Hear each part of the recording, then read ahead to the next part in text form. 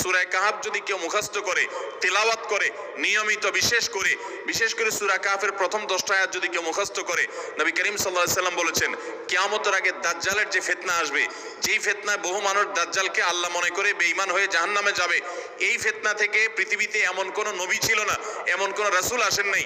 এই মানব ইতিহাসের প্রথম মানুষ আদম আলাইহিস সালাম থেকে নিয়ে আমাদের মুহাম্মদ সাল্লাল্লাহু আলাইহি সাল্লাম পর্যন্ত এই লক্ষ লক্ষ যত নবী রাসূল এসেছে, সমস্ত নবী রাসূলরা একটা ব্যাপারে সাবধান করে গেছেন, দাজ্জাল আসবে, যে দাজ্জালের হাতে পাওয়ার থাকবে এত বেশি, অলৌকিকত্ব থাকবে এত বেশি, সে মরা মানুষকে জিন্দা করে ফেলবে, জিন্দা মানুষকে বলবে সে মরে যাবে, তার হাতেই সব কন্ট্রোলিং পাওয়ার থাকবে, দুনিয়ার সমস্ত রিজিক তার হাতে কক্ষিগত থাকবে, এমন পাওয়ার থাকবে তাকে দেখে মানুষ বলবে হ্যাঁ এই তো আল্লাহ, এই তো সবকিছু পারে, বেঈমান হয়ে যাবে। এই দাজ্জালের ফিতনায় তোমরা পড়বা না, বেঁচে থাকবা। বুদ্ধি দিয়া বিবেক দিয়ে মানুষ বাঁচতে পারবে না। দাজ্জালের ফিতনা থেকে বাঁচার জন্য সকল নবী রাসূলরা এর জন্য সাবধান করেছেন। আমাদের নবী সাল্লাল্লাহু আলাইহি সাল্লাম নামাজের শেষ বৈঠকে দোয়া মাসুরের জায়গায় একটা দোয়া পড়তেন, আল্লাহুম্মা ইন্নী আউযু বিকা মিন আযাবিন নার ওয়া আযাবিল কবর ওয়া আউযু বিকা মিন ফিতনাতিল মাহইয়া ওয়াল মামাত ওয়া আউযু বিকা মিন শাররি ফিতনাতিল মাসিহিদ দাজ্জাল। আল্লাহ আপনার কাছে দাজ্জালের ফিতনা থেকে পানা চাই। 1450 বছর হয়ে গেছে, এখনো দাজ্জালের আবির্ভাব হয় নাই, হবে কিয়ামতের আগে। কখন হবে আল্লাহ ভালো জানেন।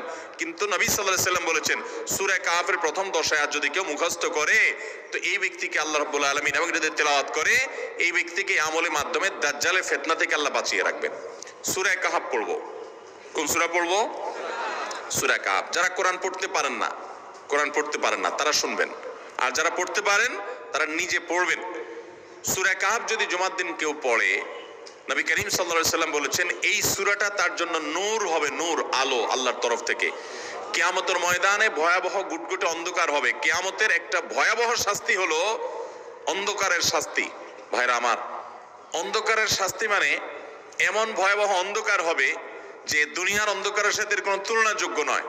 সেই ভয়াবহ অন্ধকারে কিছু আমল আছে যে আমলগুলো মানুষের ওই অন্ধকারের মধ্যে আলোর কাজ দিবে। এর মধ্যে একটা হলো অজুর অঙ্গগুলো যদি কেউ ভালো করে অজু করে, সুন্দর করে ডুলে ডুলে যেন শুকনা না থাকে, উত্তম রূপে যদি অজু করে কেউ, পানি অপচয় না করে, পানি অল্প নয় কিন্তু ডলে বেশি, সুন্দর করে যদি কেউ অজু করে, এই অজুর অঙ্গগুলো কিয়ামতের ময়দানে উজ্জ্বল হয়ে জলজল করে জ্বলতে থাকে এবং তার জন্য আলোর কাজ দেয়।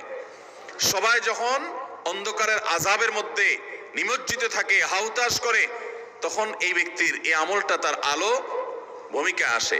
আর আরেকটা হলো এই সূরা কাহফ।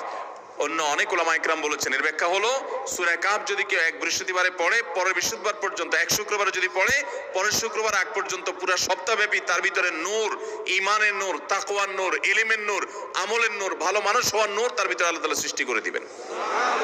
এই জন্য জুমার দিন সূরা কাহফ পড়বো তো ইনশাআল্লাহ। আলহামদুলিল্লাহ ভাই।